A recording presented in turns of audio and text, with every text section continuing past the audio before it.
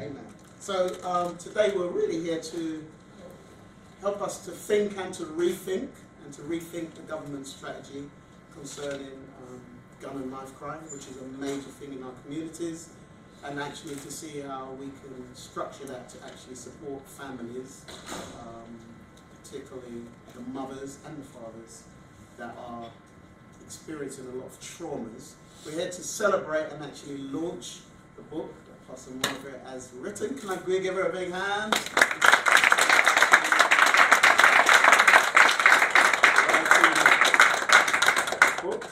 If any of my members of my church was here tonight, they will say, well, when are you writing yours? They've been on my case for a long time. So just to introduce myself, my name is Peter Nembhard. I pastor a group of churches called the Ark Churches, Forest Gate, Sydenham, Walthamstow, Birmingham and Thurrock. I've been a Christian for 30 years, and my story is similar. And in chapter 1 of this book, I related so much actually to the pain that she went through with her own son, how my mum must have been, because as a teenage boy, that was me from 13 up to 18, went into prison at 13, detention centre, then 2.5 years in prison at 16, and can you imagine my mum meeting her friends and her friends asking her, where's your son? Oh, he's gone on holiday, you know. But fortunate for me, I actually, when I was 18, my very best friend, Michael Reed, 5 minutes earlier, it could have been me, but they, some group of guys stabbed him to death, stabbed him 5 times in his heart, and he died in my arms at 18. And that was kind of like my final straw. I knew at that stage I needed to make a massive change in my life. And fortunately, I was able to make that change back in March 1987 when I was 18. And here I am at 30, got married 29 years ago, 30 years next year, got 4 wonderful children, and been able to travel the world and use the gifts that God has given me. I've also, in terms of pastoring, 12 years ago, experienced one of my pastor's daughter, 15-year-old Charlotte Polius, got stabbed to death by a 16-year-old girl, and had to walk through that family through that. And actually during that time, hundreds of young people came into our church and was able to disciple those and help those, and now a lot of those youth are getting, in fact I just married one of them this afternoon, but just seeing lots of those go through university, getting married, having children now, and just being a part of their life for the past 12 years. So at our church also there's lots of mothers who are not as fortunate, you know, who's having to walk through them, their son's gone into prison for life. One lady whose sons have gone into prison for 25 years, another one 14 years. And it's just traumatic for a lot of mothers. But yeah, this is the world we're living in. So that's just a little bit about me and the world I live in and things I do, and there's a lot more to that. So I just wanted to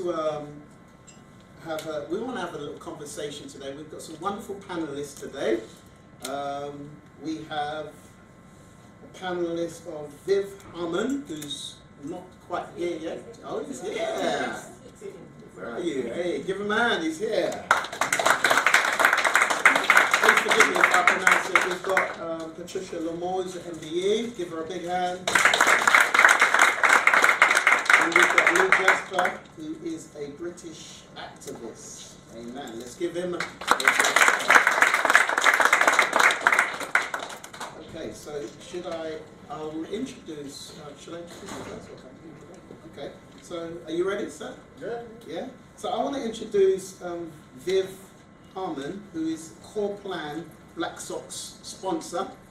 Viv is a co-director of the international specialises, Aspire. It's an education group.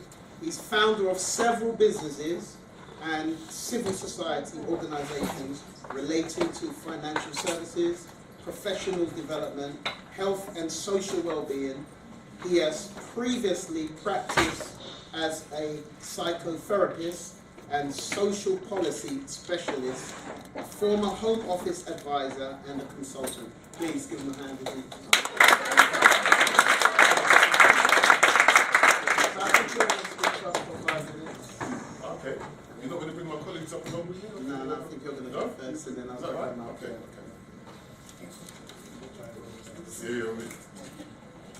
bright lights. Okay. Good evening, everybody. Sorry, good evening? Good evening. Good evening. Thank you so much. Look, many of you have been to these kinds of events many times before. We've heard the title and the illustrious track record of the individuals come to the front.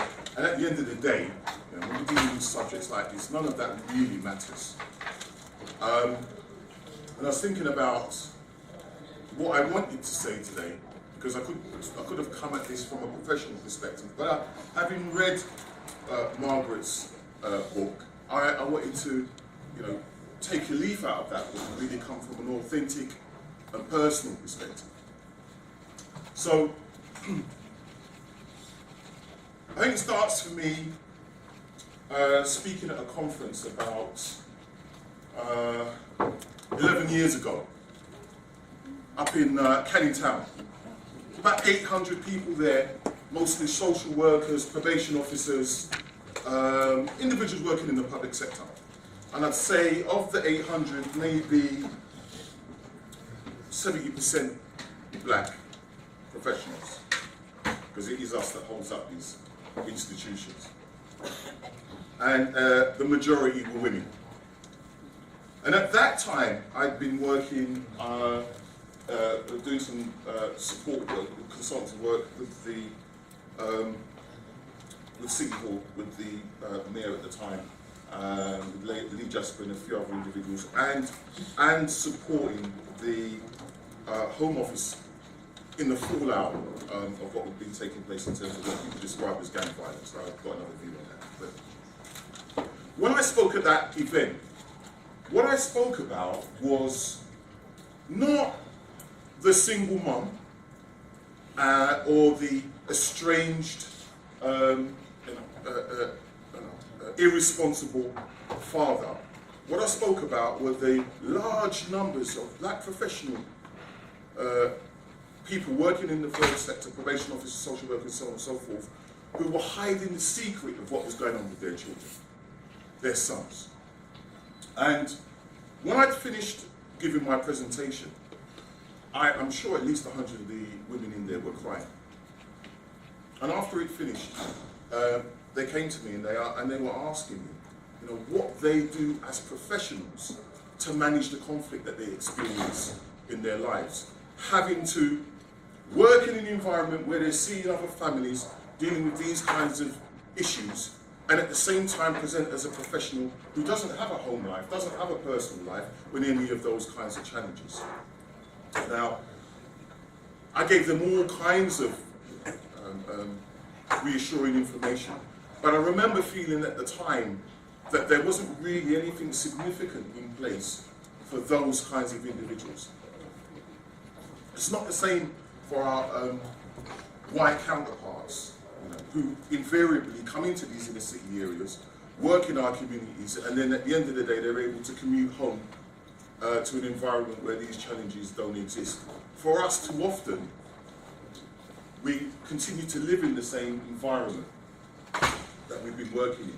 Even if it's on opposite sides of the London, our community is so small that those connections persist. That's one side. The last piece I want to share is in relation to my own son. So I was not with his mother, and I fought for, I don't know, too long to try and get custody of him. I pleaded with her, that especially him, and again reading Margaret's book, I could identify with the description of the boy. You could see from a very early age that this spirit, was unwieldy. It wanted to move and run and so on. And it was the same with my boy. And I pleaded with her to let me have him. And she agreed. She said, Viv, you can have him when he's 9. I said, fine. And when that day came, she changed her mind. Within 3 years, that child was not controllable by her. Now, I was always in his life, taking him to karate, kickboxing, football, and so on and so forth. But at the end of the day, I was living in one place and he was living somewhere else. Within 36 months, so from the age of 9 up to 13, he became the man of that house. He was checking where she was going. That role reversal was already begun. I was, for the most part, prevented from having ongoing and unfettered access. It was always very structured, and where I tried to go around that, there was friction and conflict. I was only ever called in when there were problems with him, so I became like security, an extension of the police in his eyes. When he came to me at 13, despite the fact that I'd been engaging with him on an ongoing basis, in real day-to-day terms, he was already feral. At 13. It took me 4 years to rein that boy in. And it comes back to the point that you made. I literally, and I was lucky enough to be free enough, you know, financially and professionally, to be able to be at his school every day. To be able to check in where he is every evening and so on and so forth. Most people can't. Eventually we moved out of London in order to escape, right, the pull. And again, by that time, he no longer wanted to be involved in those kinds of things, but he already had the associations. So the minute he stepped out of the door, he was in it. We moved out of that area, and he had 16 individuals that he associated with. We moved out of that area, and he went back to visit. There's this pull that you talked about. He went back to visit. All 16 of those individuals have gone to jail. All 16 of them. And you know, I went out of my way to get to know them as part of that process of trying to control him, because they didn't have any father around, the mum was holding down 2 jobs, the usual kind of stuff. I got to know these boys. And some of them were extremely bright, A-star students, but it did not matter because of the environment that they were in and because of the lack of the support that they were getting. So, I mean, I want to commend you for producing the book, because I think it's an important one, and I know you're on a part too. I'm very much looking forward to that. I think the burning question for me, on the back of my story, on the back of the story that you've so lovingly shared with us all, is how do we work with each other to support each other going forward, both as professionals, but both as Christians, Muslims, and more importantly as a wider black community, because we cannot leave it to the state to look after our children, right? We can't. And invariably, and again, this is probably where the psychotherapist in me will put on my hat, in the same way that I had to do with my son, which is probably a story for another time. There are underlying reasons why they're unable to settle. There are demons, challenges we don't necessarily know about at the time that come up later. So I'll probably there and thereabouts in terms of 5 minutes, and I just wanted to speak from my own personal experience rather than give the professional hat thing as we so often do. So thank you very much for your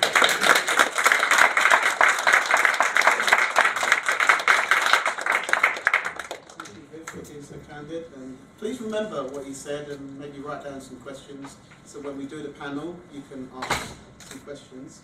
This time we have Patricia Lamour, who is an MBE, a GEEDA, a Black Sox sponsor. So Patricia is CEO of Aspire Education Group, an international consultancy, learning and apprenticeship provider, and it's a gender education enterprise development for Africa. Patricia is passionate about the transformative power of education, ethical leadership, gender and economic justice. She was honoured by the Queen with an MBE for her services to diversity in 2017. Please give her a hand.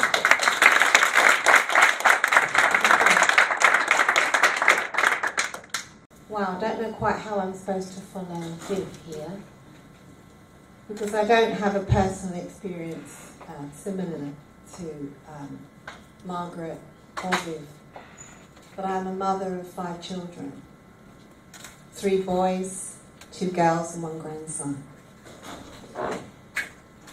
And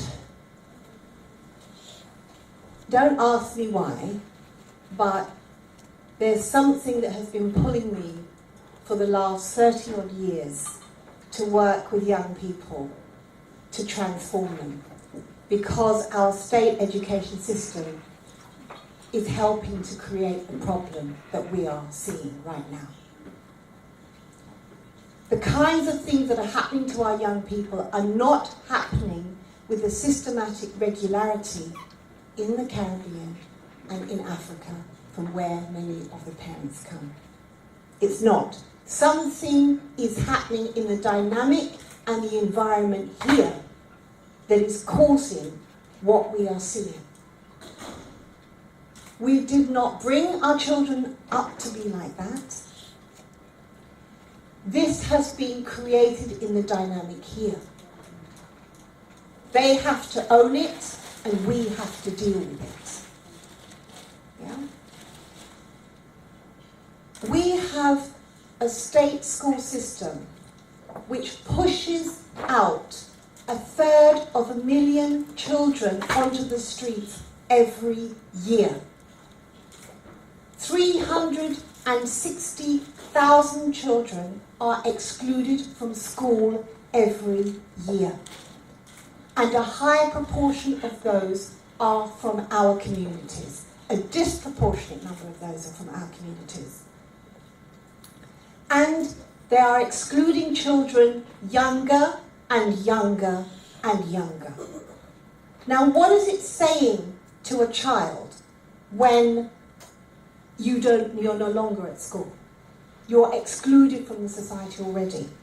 And particularly for our young black boys, it happens around 13, 14, when the testosterone is kicking in, where they're becoming young men, and they've got all this energy and no one can handle it. And that's when they're starting to get kicked out, and that's the time when they need to be preparing for exams. So if they're being kicked out then, when are they supposed to take their exams? So there it's a downward trend. And schools neither have the wherewithal, or they're not calling on experts within the faith communities or within the community to help to manage and work with young people, to provide that outlet. Now, I know in the case of Margaret, having read the book, and as Viv said, there are many young people who are very bright. If you ask me, all our young people are very bright. They are bored at school. They're not being challenged sufficiently. They're not being schooled. Their mind has not been focused on problem solving, etc. I think many of them are bored, and that's when they get up to no good. I'm not saying that schools can answer for all of this, but there is a lot that is going on there. And also when the young people are going to school, they're not learning stuff that relates to them or to their future. Work experience is out the window, unemployment is extremely high, and in terms of role models of teachers, they're hardly seeing any teachers that look like them in leading positions. The fact is, in terms of head teachers in this country, only about 4%, and that's high, are of black and minority ethnic heritage. Whereas, in terms of the numbers of children actually in primary school and in secondary school, and these are government figures, not my figures, we're talking about 32% of primary school children are non-white. They are from the minority ethnic communities, and approaching 30% in secondary school. So as you can see, the demographic changes in the school system has changed phenomenally, but the leadership in terms of governance and in terms of headship has not. And the curriculum, as Cambridge University students will tell you, and I've just come from a university students program, they need to decolonise the curriculum. It's not telling the truth. It's not actually reflecting celebrations and achievements of people who look like them. Now, when you all grew up in your countries of origin, even though you may not have been learning a curriculum that was related directly to your history, and I know that is another problem on the continent, you had teachers, you had MPs, you had policemen, you had women and who looked like you. You knew where you belong, who you belong to, and that gives a bedrock, a psychological bedrock of stability that those of us, and I include myself because I was born here, did not have. And for boys in particular, that's part of the restlessness. They don't know really who they are and where they belong. They are seeking a sense of belonging. And that's when the pull from others who are looking to capture them and to be, that's when they will go. They will heed that call. So therefore, healthy families, the type of story that Margaret has shown, we need to be honest. We need to be honest when the schools are not doing enough, and we cannot, absolutely cannot leave it to the schools. The education of our children is our priority. And we have to tell them things. It's not just about where's the A grade, where's the A star. You know, there's lots of memes and vines going around on how African families deal with their children when they come home with poor grades. You know, a lot of my young people, they laugh about that. But you need to address stuff they're not telling you. How they're being excluded within school. How it is they're not being encouraged, their questions are not being answered in the class. They're not being stretched and pushed to think that they can also be a doctor, a lawyer, an engineer, a computer expert, a robotic. They're not being challenged, they're not being, let's put it, let me just be frank, they're not being loved. They're not being welcomed, they're not being loved. The only place where they're going to find that is in the home. And so, but that cannot always account for when you go on the street, when you're in a school, when you're, that doesn't account for that. You know, you as adult professionals, you know what it's like at work. So imagine you are there, you're being paid to be there, and they'll have a hard problem if they just want to fire you. But for a child, where's the support structure? What are the tools that they need to fight back?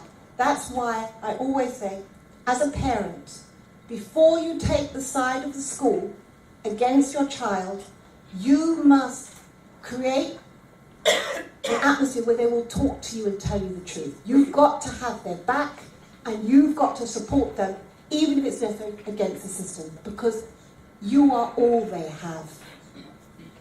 And I say that as a top educator. I used to be the head of one of the top international schools in West Africa, and also I have designed educational schools in Germany, and we're working on one here. So I'm not talking about this as an outsider, I'm talking about this as someone who's inside.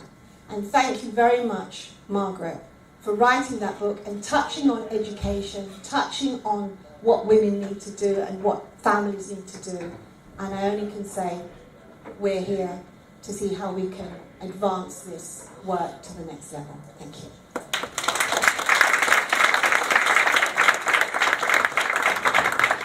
Thank you. Please take some notes of what was spoken.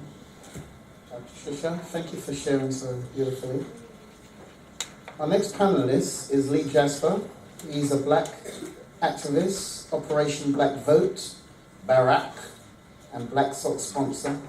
Lee is a human rights and social justice campaigner for over 30 years standing.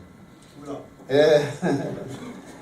He has founded many research and campaigning charities and organisations focused on black empowerment and social justice. He was for 8 years a senior political advisor to the former Mayor of London, Ken Livingstone, between 2000 and 2008. He is now the senior policy consultant with international consultancy Aspire Prep. He has recently been elected National Press spokesperson for Momentum Black Caucus, and is one of the founder members of the radical social self-help movement, Black Socks. Please give a hand to Lee Jasper. Thank you. Good evening. Why are you sitting all the way at the back there? Is there no more seats up here? People don't bathe at the front. Come and sit up at the front, man.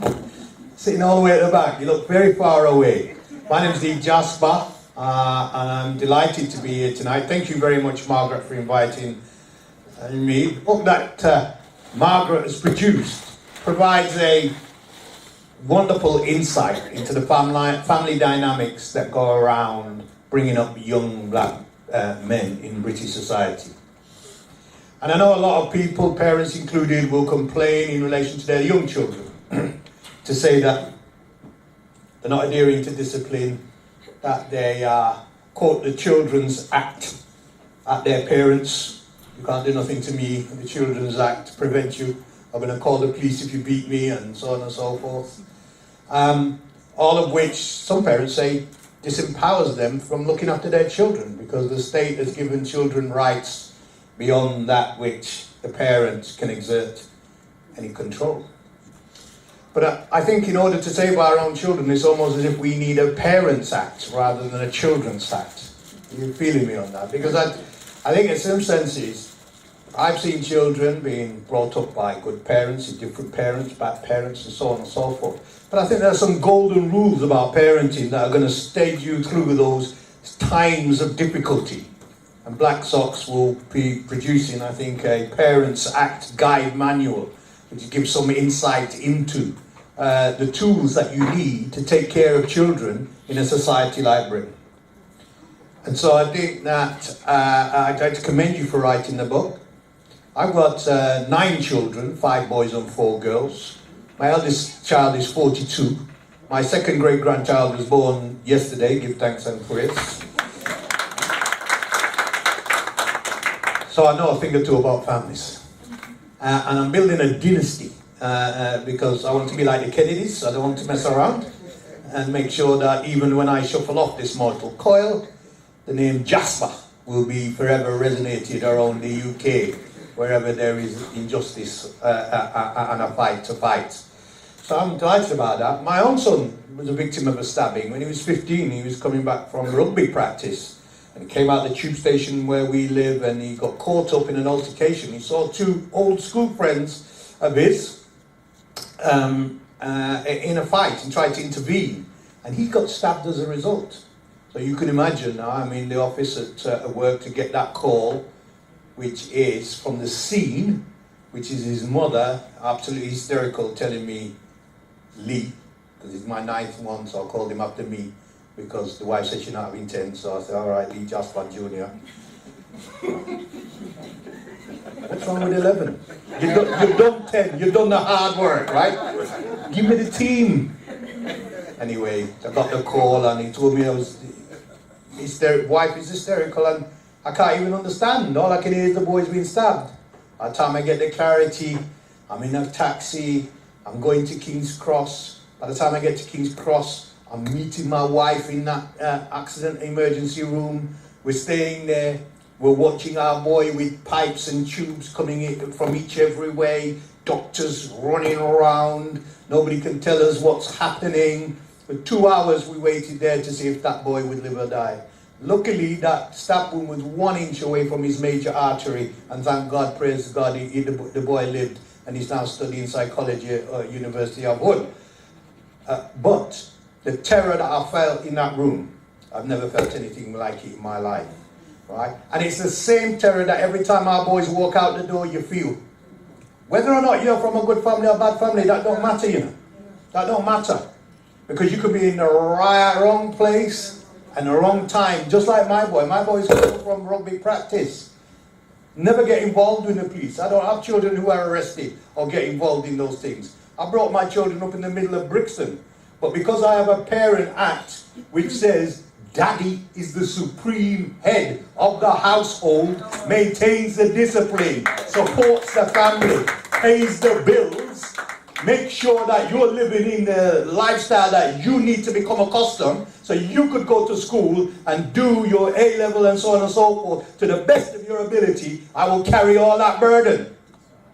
Make you eat fine food from your mother, 5-star fine dining. I pay for the electric so I can heat up the water so you can bathe at night. The electric that's burning so you can study, and make sure that that bill's paid. And everything in this house belongs to you and to us. If you give them the solid bedrock, then they can survive anything. But if the bedrock is weak, And what you find when they leave the home, that the values are not strong enough. And so they become part of that MTV, road, culture, peer group lifestyle. Are you feeling me on that? And even the best parenting can lead into that problem. So it's not about the quality of the parents at all. Let me tell you that. Because I've seen good kids fall astray many, many times. In fact, I was a good kid. I went to jail before I went to university. I was brought up in Moss Side. I spent 6 years in and out of jail at strange ways. Before I came out, did my degree, moved to London, and the rest is so much history. So we do know that even from good families, you can be pulled by this society. What you don't realize is how much temptation there is on the road for them children as soon as they get out the door. Temptation is legion. Anything they want, they can get within 5 minutes. If it's a gun they want, they can find one. You can find guns and knives quicker than you can find a bookshop in Brixton. Am I right? Talk to me, man. Am I right? Oh, because it's important. It's important as parents that we share with each other the real experience, so that we can give each other some guidance, so that we can give each other some support when we meet those similar challenges. You might not have a girl, you might have all boys, but I've been brought up girls. I might be able to advise you on girl-child development, especially in teenage years, when they get to that uppity age. You know, all black women now get to that age sometimes. Man get there early because of their mother, but never mind, that's another story. Uppity. And it's to do with boy children as well when they get to teenagers, that's right.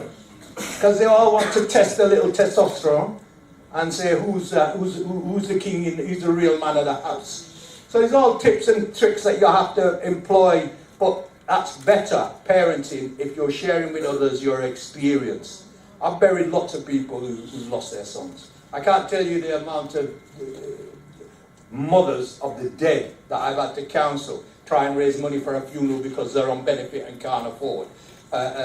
Talk to their younger or older siblings about the devastation it causes them and why retribution is not going to be a solution for them.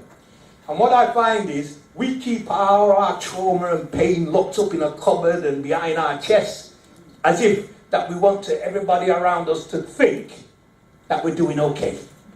Yeah? But really, back at the house, you ain't doing okay. You can't control your son. You don't know where your daughter is at what time of evening. Right? So what I'm saying is part of our own emotional education and literacy is learning to share and trust with each other. So I can say, you know what, I'm not perfect. My boy did get into trouble at school, so on and so on. How did you deal with your son when he did that? Oh, I never even thought of that. I could use that in my way. Church does that, and that's why church fellowship is so important to raising family. Faith does that. If you're a man or a woman of faith and a family of faith, you're going to see that child through. But also, you can just be warm human beings to each other and sit down and say, you know, let's have a coffee morning for black mothers, where they got teenage boys and girls. And let's just sit down and say, no agenda, no agenda. Let's just talk about the issues at hand. So I'm delighted for your book. I think it brings a profound insight to the pain that mothers suffer when their children give them trouble at that age. It also demonstrates that there's light at the end of the tunnel. Give Lord praise and thanks for that. Because however dark the night, the morning always cometh. Am I right, Pastor? You didn't know that, did you? Stay with me. I'll soon get that collar on. Big church, mega church. So I'm delighted you wrote the book. I think we all, particularly black men, need to become more emotionally literate. So that we can talk about the way we feel with each other. Tell you why I survived? I have to drag my friends and carry them a corner, and they have to listen to me moan and whinge, saying all the things I couldn't possibly say to anybody else, just to get it off my chest, and to get some feedback to say, Lee, get a grip, that is nothing, you're overreacting, calm down. And because they're people of good counsel and wise counsel, I can take that from them. Are you with me? Yeah. If you haven't got anybody around you that you can get good and wise counsel, you need to find somebody quick and fast. Because we're all on a lifelong journey here to learn something. And finding wise counsel, finding somebody you can trust, finding somebody whose wisdom and word you respect is an important part of your own emotional, cultural, political development. So it's been delightful talking, delightful reading the book. I'll give thanks and praise to Margaret. We hope everybody visits the website. We hope everybody buys this book. We hope everybody shares the testimony of how our mother struggles in modern England with her son to keep him on the right track. Thank you very much, Margaret. Thank you very much. Well said, sir. Well, I'm about to announce and present Pastor Margaret. Just on the book, my story, but then is it really my story? When I read it, I read my mum in it, and I read a lot of the mothers that are in our congregation and mothers that I meet. And so I'm really thankful for you to open up your life and to be honest. So Margaret Bankole, she's a pastor of the AOG Church with her husband in East London. She's been a barrister for 30 years. She's married around the same time. Social advocate, counsellor. She has recently appeared at the House of Parliament alongside Reverend Al Sharpton, Diane Abbott, Patricia Lamour, and Jasper in an OBV, Operation Black Vote event, in an Ecclesia church, Ben TV Morning, ministered in Togo, and was on Amiga Radio that's organised mothers and fathers eradicate gun and knife atrocities. She's a mother of 4 children, and she is the author of a book.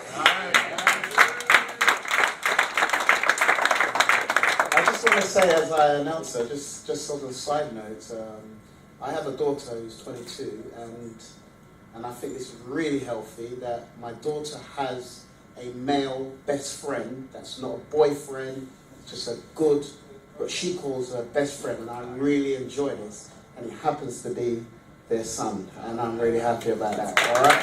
So please give it up for Margaret. Thank you very much, everyone, for coming. I'd like to thank my mum.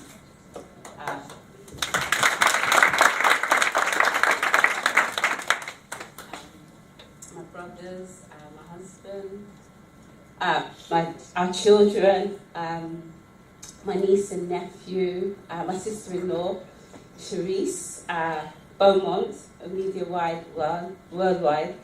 She really was the driving force behind publicising the book. I'd also like to thank all the distinguished guests that are here, Pastor Lola Okan, to name a few, and also Pastor Peter, because I've met him a couple of times, but I'm so honoured that he agreed to be the host. And also the panellists, with Ahmun, Patricia, Lamour, and Jasper, and Donna from Next Level Events. I wrote this book, a loving mother's story of rescue and restoration from a shattered expectation over her son.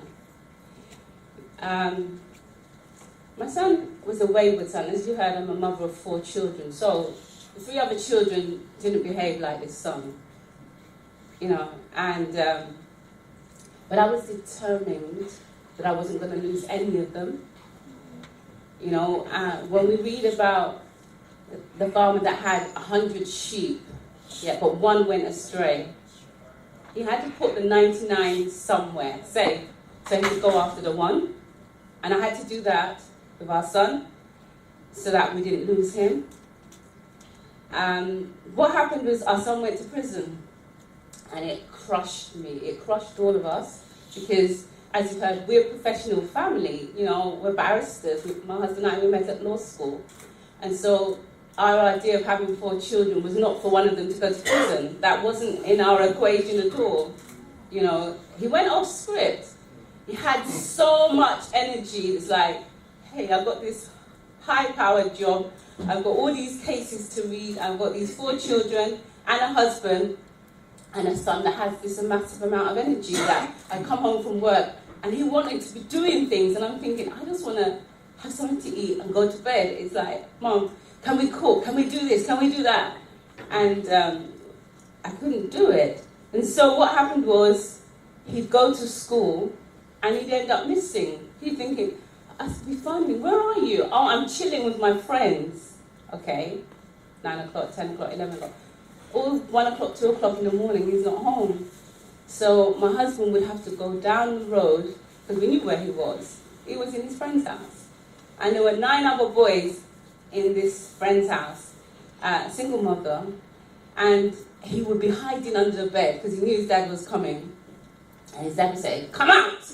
And he'd come out, and he'd walk him down the road, talking to him, only for him to do it the next day and the next day and the next day. And eventually it led to going to the police station. It led to going to court. Now, we're pastors of a church, so we would pray, we would fast, we would be on our faces, we'd get other people to stand in the gap for us. So we had a bag full of things, cases that were NFA'd. So prayer does work, but prayer alone won't do it. So we went from the magistrate's court to the Crown Court to the highest court in the land. And what our son didn't realise, but he realises now, is that I practised in those courts. He took me literally to every single one of them. And because he was young, as a parent, I went with him to every single case, and my husband went with some of them, because after a while I said, you know, I can't do this on my own, you need to come with me, because it was just too much. But what I saw, for the first time really, is I was able to see the pain of other parents. I could see women, mothers carrying the pain in their bodies. I could see fathers enraged, they were fit to burst, they were so angry. Because when we would go to court, our son would forget that his parents came with him. It was like a playground. So I was able to watch the other parents and their pain and, you know. And there was a time I said to him, you need to think. And he said to me, Mom, I can't think. And I thought, wow, you can't think. Why can't you think? I said, Mom, I can't think. So one of the chapters in this book, and it's chapter 3, it's causal link. It says causal link, but it's causal link. Is if our children can't think, they're morally bankrupt. They can do anything because they don't think about the consequences. They don't think about what's going to happen. They don't even care what's going to happen. And I said to him, you need to think. And he couldn't think. He really couldn't think. It was only when he went to the highest court of the land and his friends started to get big sentences. Like, I think 1 or 2 of them have got life. Some of them have got sentences with double figures. Some of them were in and out for things. And so, when he was at the highest court of the land, one of the cases was dismissed at half-time. But because that happened, they were determined to get him on the second case. And he had been stabbed a number of times. So that's another pain, another trauma. And so, because of what happened, he went to prison. And I didn't expect it, so my mind wasn't prepared for this to happen. And so when he went to prison, it crushed us, as I said, and we wondered how we were going to cope. And I wondered how he was going to cope in there, and he wondered how I was going to cope. So I think he was strong for me. But so he said to me one day, Mom, I don't know how I served that sentence. I said, you didn't serve it by yourself. I wasn't there with you, but you didn't serve it by yourself. And so, you know, part of today is, let's look at the way the government's campaign against gun and knife crime. It's not working. It's not thinking about healthy families. It's not thinking about what happens to us when our children go to prison. It's not thinking about how do we cope, how do we manage. It's just another child that they've sent to prison. No, it's not just another child you've sent to prison, because when the police would come to our house, they would know this is not the typical house that they rock up to. You know, they would come in and they were respectful because they were coming through our house. And one of them, an inspector said to my husband, you need to take a hold of your son, if it was my son. But they get to a certain age when you can't do anything because they've already crossed that boundary where you can, say you're going to grip them up. Grip up who? They're taller than you. What are you going to do? But he didn't understand, but he could see the frustration and he's just saying what he would do as a father because he was thinking about old school. But we need to think about how do we stop our children from going to prison? And even if they do go once, that they don't go back, So when our son went to prison, we showed him unconditional love. We showed him that he was still our son and he could come back home. No matter what he did, he was still our son. So when it was a court case, my husband and I went and one of my brothers went, but the rest of the family were at the end of the phone and wanted to know what happened. When we got a visit to see him within about 3 days of him going in, and then when it was time for him, before he came out, I found out about a family day, so we could go and spend 5 hours with him. And then I found out about a course, so for 6 weeks I could spend 5 hours with him every week. And it was about strengthening families. So he understood the trauma that he caused us. He understood the pain and he turned around. He realized, what am I doing here? My family loved me. He was even singing it this morning about love. So it just shows, when we show them love, it resonates in their spirit. And they want to be at home. And he said, Mom, the streets sold me a lie. They told me the streets was home. And he said, Mom and Dad, the boys in here, they're not all bad. They're misguided. So they're looking for someone to tell them the truth. They're looking for us as parents to tell them the truth. They're looking for us as parents that no matter how much they hurt us, we're not going to let them go. We're going to love them enough until they turn around. And it's because we loved him that much. He doesn't go, he's not gone back there. The only time he goes back there is to visit his friends. And sometimes they call him Pastor. Because he really does have a good heart. When he was in prison, the prison guards would say to him, what are you doing here? Don't come back here. His friends would say to him, why are you with us? But that's what happens when a child is looking for the thrill, the excitement. They turn it often to the wrong hands. So, I just want to read an extract from the book so that you can have an understanding that I did share my heart in this book. My husband said this should be our story, and Sam Woolley said this should be our story. It really is our story, but it's told from the point of view of the mother. Yes, please. Understanding, chapter 2. Thank you very much. So I'm just going to read a little bit from it so that you can understand that what's happening out there affects two-parent families. We always think it's single-parent families or, it's families from poor backgrounds. It's not. It's across the board. Even rich people, they have situations where their children get into trouble. And so we can't, just say, oh, it's because you didn't bring them up right. We brought him up right. Our other children are fine. They didn't go down this route. He chose to go down this route. It was his choice, and it doesn't define us, Chapter 2, understanding, says, all of our children are different. They are brought up in the same environment, with the same stimuli, but their reactions to the same stimulus was different. Their individualities shone through, their propensities, emotional and personal types. With societal influence, their responses to that influence were so markedly different. Their behaviour and peer pressure caused a realisation of fears which we had begun to harbour as we watched them become eclipsed in every parent's nightmare. At the time, we did not know that the nightmare would last as long as it did, and the recovery period would be even longer, but we would indeed recover. One of our children decided he wanted more freedom than we were prepared to give. He wanted to push against all our boundaries and all boundaries in general. He wanted to throw caution to the wind and us with it. All of his upbringing almost amounted to nothing, as he became unrecognizable in his speech and his conduct.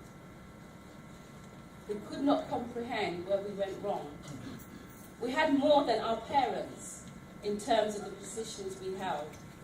Yet in some respects, our parents had more than us in terms of the ways that they traditionally did things. I expected my children to do better than me, and in some respects, I still expect that. One generation leaves a legacy, passes the baton on to the next, and the children stand on the shoulders of their parents to get ahead. And that's what we wanted for our children. But the good thing about our son is that when he came home, when he was finally released, before they would let him come home, they sent him to a bowel hospital. And I said, why is he going to a bowel hospital? You know, he can come home. They said, no, he's got to go to a bowel hospital. And he had a tag. So we would take him to the bowel hospital, and then he could come home. And when he came home, because we moved, before what happened was we lived in the same area, and we sent him to go and live with his extended family in the hope that would curb his behaviour, but it didn't. He kept coming back to the area. And he got an antisocial behaviour order. I don't know if anyone knows what that is. But when they brought it out, it was to deal with people that they couldn't deal with. You know, it was an all-encompassing kind of order. So he got one of the first people to get one. It said he couldn't come into a certain area. He did anyway. Everything they told him not to do, he would do. But when he came home, because we moved, we had a room, it had nothing in it. Because we said, when he comes back, we want him to choose his own bed, his own wardrobe, his own, just to let him know that you're part of this family. We're not going to buy anything for you. You're going to come, and we brought it together. And he appreciated that, so he's got the best of everything. Because we want him to know. But we all met him at the gates when it was time for him to be released, even though his elder brother was going abroad. And so we just showed him, look, love. And we never talked about the fact that he went to prison at all until the book. So I wanted him to read the book. So when he first came out, I gave him what I'd written. It wasn't like this. I said, it's all right, Mom. You might want to take a few scriptures out. So he read it recently, which was really good, because he's thinking, oh, I don't know how my mum's wrote about me. So he said, Mum, it took me 46 minutes to read the book. And I know he didn't read it properly, he just skim-read it. He skim-read it. But this is what he said. He said, I don't want to say I like it because of what I put you through. Till now, the biggest shocker is what I was doing to your career. What effect it must have had on your confidence. And other prosecutors using that against you, etc. I do apologise and appreciate you sticking your neck out for me. Book's very good, short, simple and effective. Criticism from a reader, not as your son, by the way. Maybe when you're speaking about the book, speak on your pain, tears a bit more. Criticism from your son, me. I understand and have flashbacks of things during the book. Mrs. Incredible, because in the book he described me as Mrs. Incredible. So it just shows he read the book and it touched his heart. So when we talk about the government's response to gun and knife crime, we know it's wrong because our children are still dying. We know it's wrong because our children don't feel safe. We don't feel safe when they leave the house. We don't feel safe until they're back home and in their bed. So, what strategies can we employ to keep our children safe? You know, some of the ones that I mentioned in the book was, our children have, they're so gifted. You know, they're so skillful. They're business-minded. We need corporately, and for the government, to invest in our children. to give them something constructive to do with their minds and with their talents and their abilities so that they can work for themselves. Or give them a meaningful job. And for those that don't have supportive families, we perhaps need a safe house for them, whereby we could have youth workers that would show them love that they need, that nurture that they need, that should be in their home, so that they can turn around. And also, they need trauma counselling as standard. The things that they've been through, the things that they have done. When I was going through trauma, I was saying, God, why am I going through so much pain? This can't be all for me. There must be a reason to this trauma. And it was so that you can understand what they're going through. And I think we don't really understand that our children are in pieces. Those that are out on the street, they're in pieces. They're probably going to bed crying because they know someone that has died, but they can't say, this is how I feel, that somebody close to me has died. Or I know a number of people that have died. So I think trauma counselling should be standard. And also, perhaps they could go on psychology courses to think so that they can understand about the brain and what is happening to them when they experience and they see so much trauma. But maybe in the question and answer time, we can think of more strategies, more things that can be done to rethink government policy. Thank you.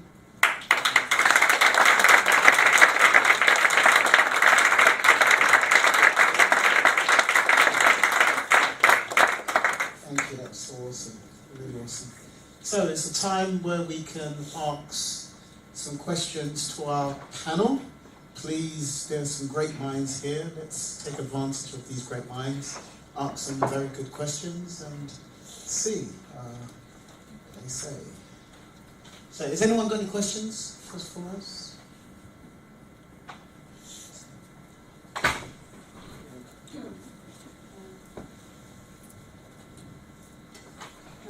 Good evening, my name is Ron Roberts. I had the good fortune to interview Margaret a couple of weeks ago, and what she is saying, and thank you for writing that book, what she is saying for professional families and to be so honest and open about the effects is huge.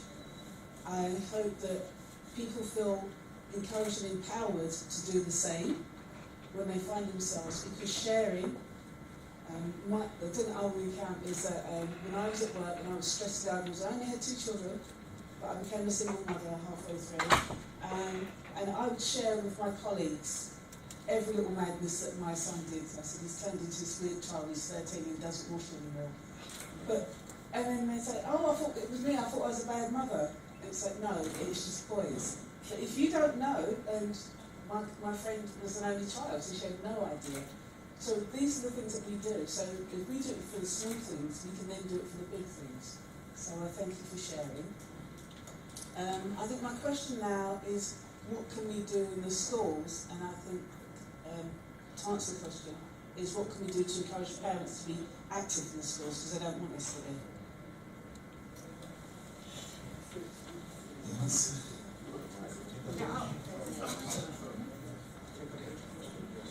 Yeah, is that? Yeah, about being active in the schools. As I said, you need to listen to your children and let them tell you things that are not in the report. You've only got 5 minutes in a parent's evening, which is foolish.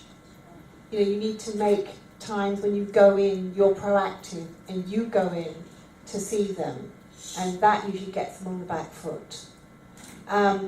You are entitled for your child to have his or her needs being met. And as I said, many children may be actually masking some of their behaviour when they're acting out, are masking the fact that they may have a learning difficulty, that they're not actually accessing the information in school. And one of the things I notice about particularly young boys, before they would be called stupid, they'd be preferred to be called bad. So the behaviour is masking the fact that they don't know, they're not accessing the information. That can be in certain cases. So therefore that means you need to be checking what they're doing.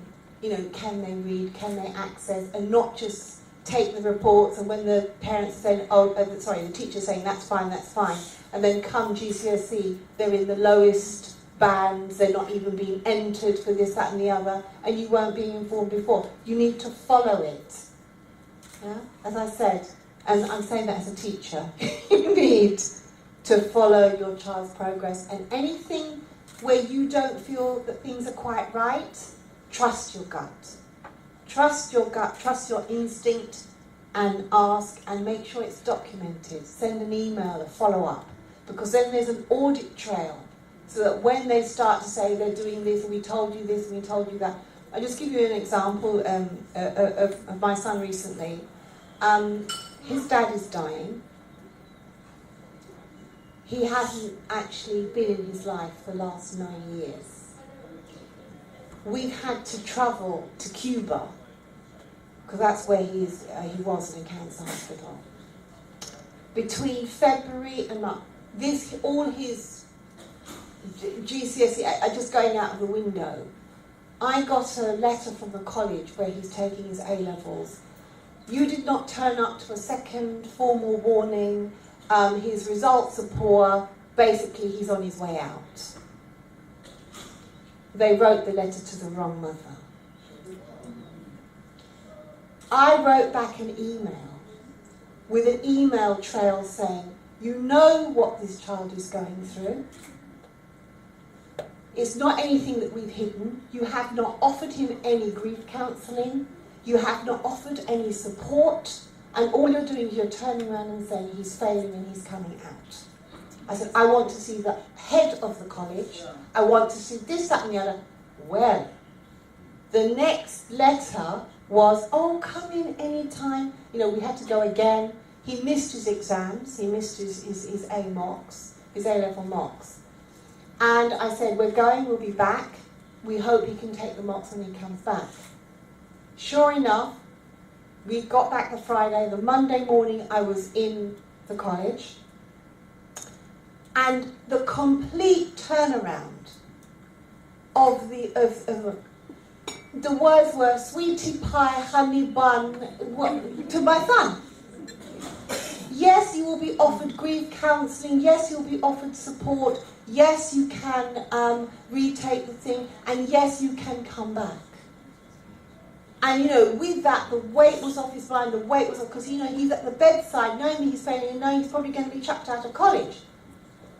So, so if it hadn't been, you know, one, that he has talent and he can do it, there's no doubt about it. As I said, your children are bright. What I'm going to do is just take a couple of questions and put to the panel, so like 3 questions or so, put to the panel. If we can keep we're kind of running behind time, so if we can keep our answers and our questions quite brief, if you could. Yeah, have you got a question? It's not so much a question, but I mean, you know, well done for approaching the school and getting a result, or the college and getting a result. I think if you all are in your systems that you're putting together, if you had tools that people could access in how to, when you make a response or you receive a letter from or you have concerns about, it's kind of like a flow chart. So parents have something that they can use in a very systematic way.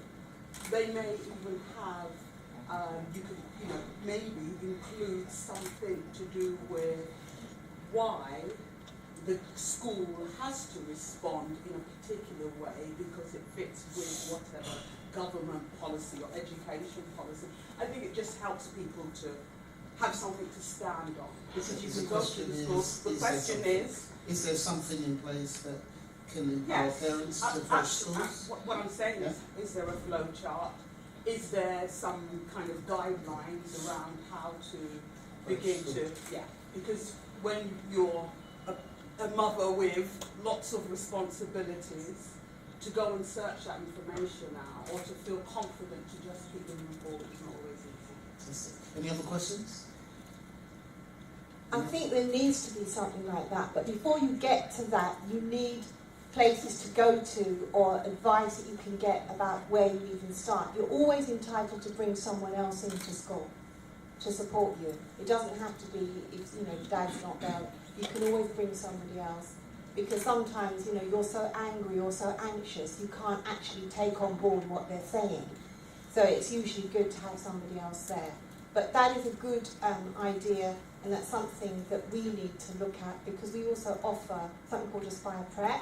We do boot camps, GCSE, SATs, A-level, where we're actually coaching parents. We do that on a regular basis. All the parents who send their children to our boot camps, we coach them about what they need to do if they are having issues. So we provide that personal service, but a flowchart sounds like a brilliant idea as well. Thank you. Any other questions? I have a question.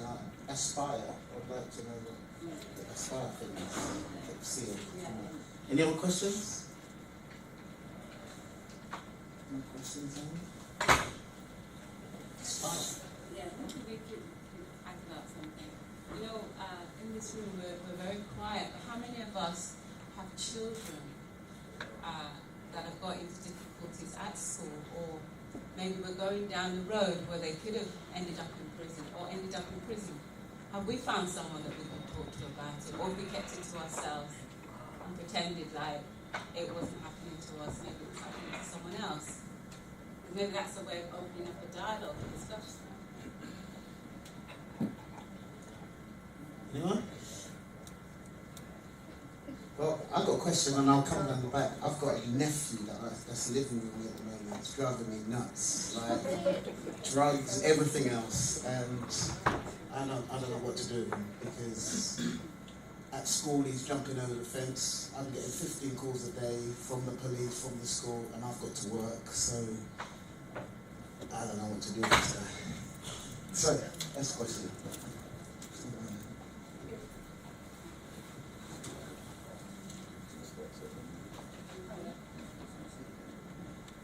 It wasn't a question as such, but I was just putting my hands up to say that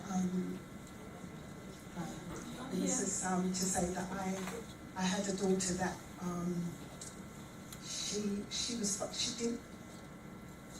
she lost her way, and she was about 13, 14, 15, and getting herself into a lot of problems in the school. Didn't want to understand her, and that's what the frustration for her was. They didn't understand me. They don't understand me, so they were locking her away, all parts of the school building. But as a mum, it's your child. You feel that pain, you hear that frustration, you're going to fight for her. You're going to fight, tongue in tooth. And I had a lot of oppositions. I shared mine with my sister. I've got a strong family, so I shared it with my sisters, shared it with my friends, but I shared it with God as well. And I just kept going, as frustrated as it was, hurtful as it was. I kept going. She had a child at a very young age, but thank God, she got her degree. They said that she was never going to get anything. They told her she was never going to get anything. She wasn't going to come to nothing, And she had 2 children and still got a degree, and she's working with young people at pet schools, isn't it? Yeah, she's with people referring, and she's a counsellor. She's still young. She's 23, but we have to. One of the things that I heard Jasper said was that as parents, we need to start talking to one another. We need to start going out and reaching out to other mothers who's been through that situation, and fathers. And I totally agree. So, well done, Margaret.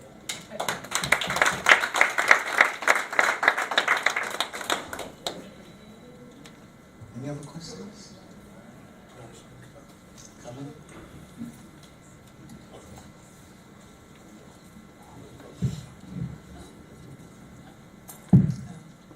First of all, apologies for being late. I was walking around in circles. Forgive me. I'm just thinking about, as you've come through this journey, looking back, what would you say to anybody that's kind of going through? What's the best way that someone can offer support for an individual that's going through such a challenging journey? I think the best way is just being there for that person, because sometimes that person won't want to talk about it. Sometimes a hug can speak volumes. Sometimes just being there when they want to speak, because it will just come out. And at the end of it, you know, just being able to say, I understand what you're going through, or have you considered this? But it's really about showing that empathy, that you're there for them, that they can call on you anytime, and literally anytime, because we need someone to talk to when you're going through something like that. You cannot handle it on your own. And sometimes it's not always those that are immediately close to you that will be the person that you want to speak to. You know, I had my husband, I had my children, but ultimately I went to God because the pain was too intense. And for me at that time, He was the only one that understood me. You know, I think it's also important for that person that's going through something to hold on to their child or whatever it is that's causing them pain and trauma. He or she will turn around. I mean, when we were going through our experience, it did not look like our son would turn around, but we weren't giving up anyway. And, you know, the only option was that he was coming home. The question was when. And because He knew that we weren't giving up on him, I was saying, Lord, give him his Damascus Road experience. So he has to turn around, open his eyes to see the family he came from. And when he opened his eyes, he saw. And so despite the pain, I wouldn't want to go through it again, but I know that we would still stand for him. So I think just be there for that person. I just want to, just listening to a lot of what's been said, and just take it from the standpoint of a father that's not in the house, who also knows exactly what's happening, because you know you've got the training, you understand what's occurring, you're communicating it to the mum, but you're not being heard. I think what I would have really appreciated at the time was people that were willing to mediate between us. And again, you know, as a trained psychotherapist and everything else, I was able to get around it. But for me as a professional, it was extremely frustrating and soul destroying at the time, because you know, no matter how professional you are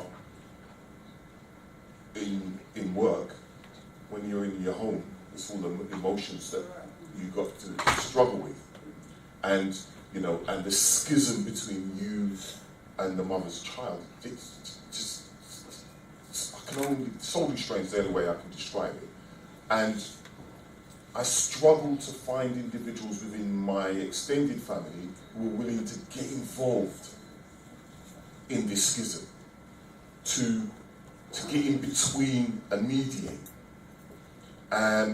And I see now out there in the wider community when people are talking about estranged fathers and so on and so forth. When you talk to those fathers, a lot of the time what they're saying is they can't get access and they can't have the conversation. The system's not there for us to provide that. So it's definitely one of the things I've been talking. I've spoken to Margaret about this in the past, and it's one of the things. I was just whispering to Patricia.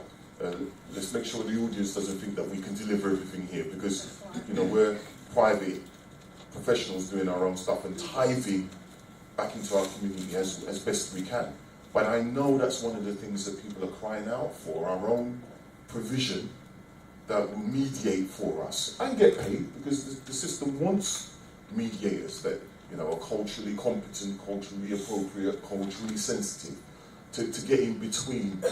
Because in the absence of that, what we do have is this gap that too many of our young people can fall into and get pulled off into this dysfunction that once they're in it, they have to stay the course in order to come out of the other end. So it's an important piece for me that you don't hear anybody talking about. You never hear it in the press. You very rarely hear it, you know, at events like this. Training our own mediators, and I think the church has an important part to play in this because it's an organisation, it's structured, and particularly the black church, they're not supposed to be, but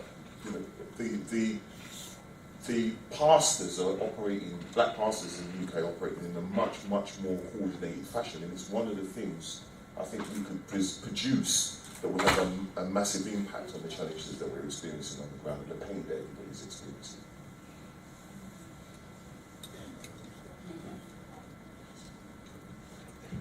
Can I say that in relation to the lady at the back of the school, 9 children, as you can imagine, is a long time experience in the British education system, and I was born here.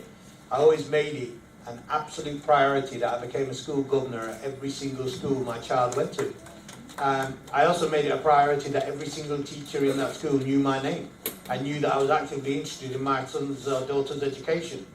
I also made it absolutely clear to everybody in that school that if you had a problem of any sort or any issue on the High Line, here's my email, here's my card, don't hesitate to contact me. When they asked for volunteers at the school, I'd be the first to volunteer. It's not because I'm particularly volunteer-minded, but I know if I put myself around that school with enough energy and vigour, people will think once and twice before abusing my child. And that gave that child some protection. Now, some people can do that and some people can't, but that's why you have families. So when dad can't come, the elder brother can be there. When the elder brother can't be there, the uncle can be there or the auntie. If we move as isolated nuclear families, mum, dad, 2 kids, and so on and so forth, this society will rinse you out and exhaust your resources before you even got off the get-go. What you need to do is to bring in the entire family. So at Parents' Evening, they could see my mother, which is my child's great-grandmother, because I wanted them to know that the interest in this child's education stretches back generations in this family, and that we have people going back twice as old as the teachers who are teaching that care for this family. So I think that's an important part, but also master your brief. I mean, the child's education is probably the single most important thing to you other than what? Buying a house or moving to a new country? What could be more important than your child's education? And yet, to many of us, particularly those of us who are born in this country, are emotionally scarred by our experience of education, that we dread going back to school. In fact, we feel like we're 6-year-olds when we go back into the school to take our own children. And when it comes to Parents' Evening and we see all the white middle-class parents talking very speaky-spokey, we tend to think, oh, well, they're going to think I'm stupid, so I best not say anything and retire out the room. No, that's what I say. To have a child and to guarantee their education is to master your brief. And to master your brief as a parent is to fully understand the education system. And to fully understand that, that means you need to know what's expected of them in year 1, 2, 3, and 4. So that you don't have to go to Parents' Evening because you know more about what the child should be doing than the teacher themselves. But let me tell you something else. I don't send my child to be educated at school. I send my child to be finished off to get the paperwork it needs so it can get a job. Because the education of that child is down to me as their parent. I'm responsible for their education. I know what they're supposed to do, but I know a lot of things that are supposed to be done and never ever get done. So rather than roll the dice and think, well, okay, let me see if my child survives that experience, and I'm going to leave that education to them, I educate my child. So that when they go to school, they say, Daddy, you know how many times that supply teacher we had this week? I'm on the phone immediately. Because I've told them, if you see more than one supply teacher in a month, come and tell your daddy, because that's your degrading your education.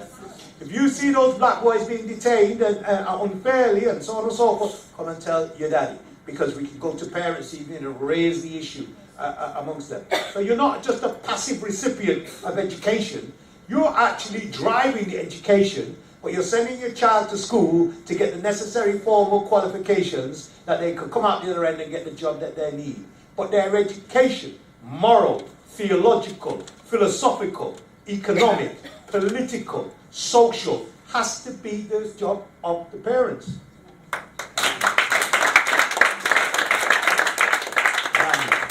Very good. Well, let's give it up for our panel. I think they've been brilliant. start talking, it always feels a little bit short, but I'm sure at the end there's going to be networking. You can talk to our panel and we can network with each other. Also, there'll be book signing. Please invest and be a blessing to Margaret. A book, they're at the back. We have Shirley, who's, we have Shirley Thomas, who's going to be entertaining us and performing a song. And when we finish that, then after at the end, we're going to have some networking, book signing, etc. So please give it up for Shirley Thomas.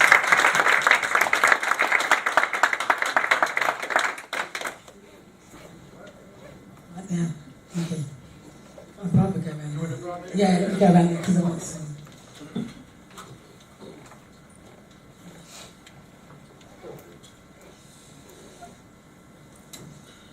I've got to give you a quick hug. Okay, so my name's Shirley Thomas. Yes, I'm a mother of 4. I'm a wife. And I'm an imitator of Christ with no apology.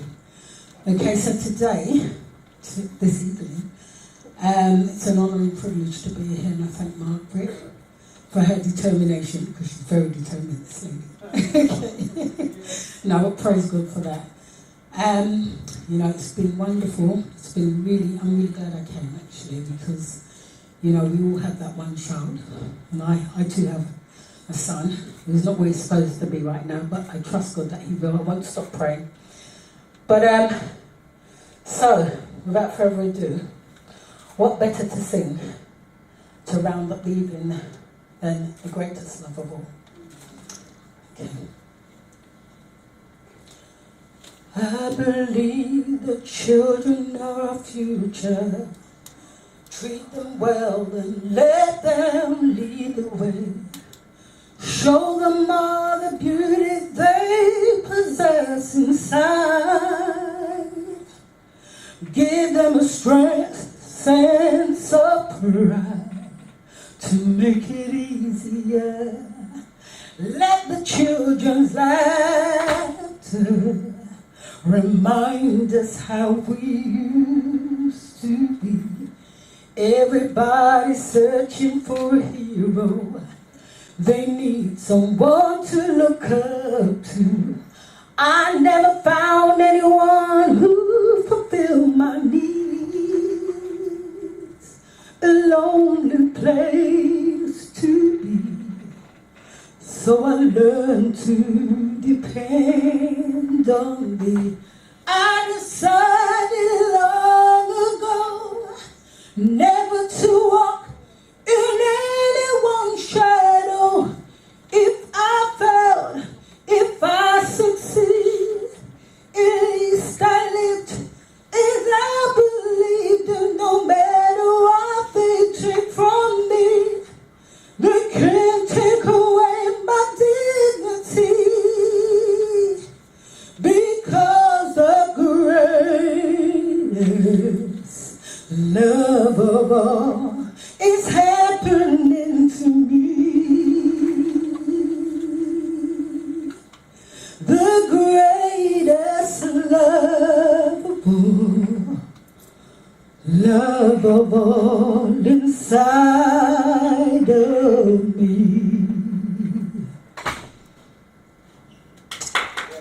I believe the children are our future. If we treat them well, then let them lead the way. We'll show them all the beauty they possess inside. We give them a sense of pride to make it easier. Let the children's laughter remind us how we used to be. I decided long ago never to walk in anyone's shadow. And if I fail, if I succeed, at least I lived as I believe. And no matter what they took from me, they can't take away my dignity, because unlovable is happening to me. The greatest love of all inside of me. Thank you.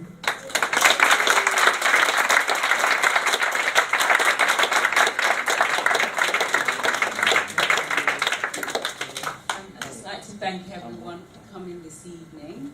I hope that you enjoyed the evening.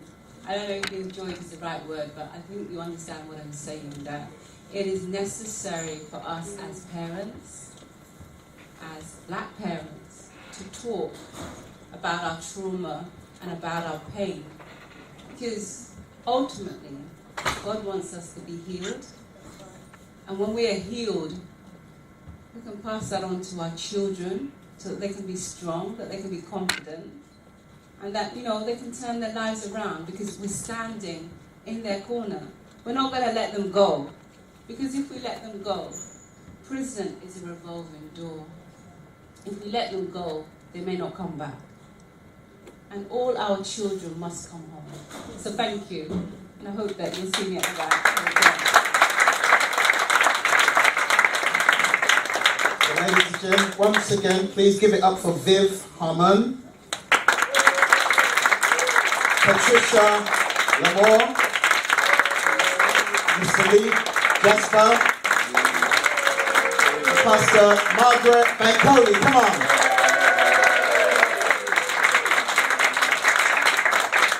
So as we close, please feel free to network, to get to maybe connect with some people that's around here. Also, Pastor Matt, are you going to be at the back? Margaret? She's going to be at the back signing some books. Can we close in prayer? We started in prayer. Pastor, would you mind praying and closing it? Thank you. Father, we want to say thank you tonight for blessing us so much with Pastor Margaret's life. What a testimony. And so, Lord, for the wisdom we've gained in this place, we ask your blessing upon Margaret, upon everyone that has blessed us.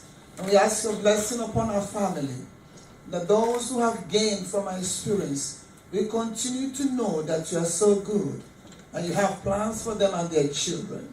We pray that all children will come back home. Those who have gone out of family.